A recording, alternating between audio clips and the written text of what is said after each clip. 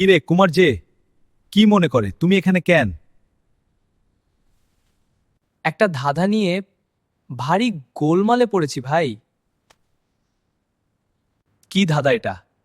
আমাকে পরিষ্কারভাবে বলো। এই দেখ, এটা একটা মোড়ার মাথার খুলি। এ আবার কি? তুমি এটা কোথায় পেলে? আমি একটা জায়গায় পেয়েছি।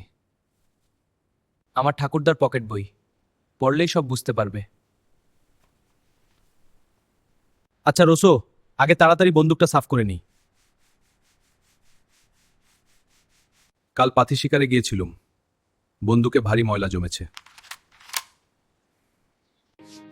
ব্যাপার কি বলো দেখি কুমার, তুমি কি কোনো তান্ত্রিক গুরুর কাছে মন্ত্র নিয়েছো?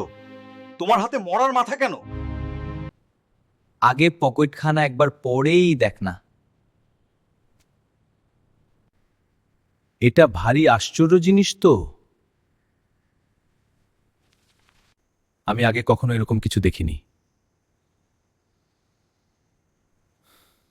অঙ্কগুলো তুমি কিছু বুঝতে পারলে?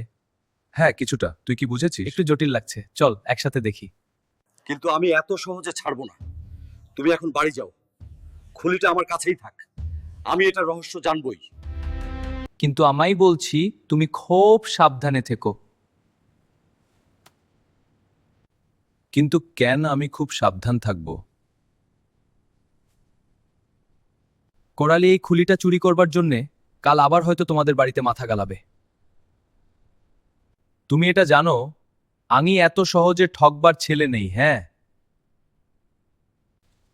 তা আমি জানি, তবু সাবধানের মান নেই।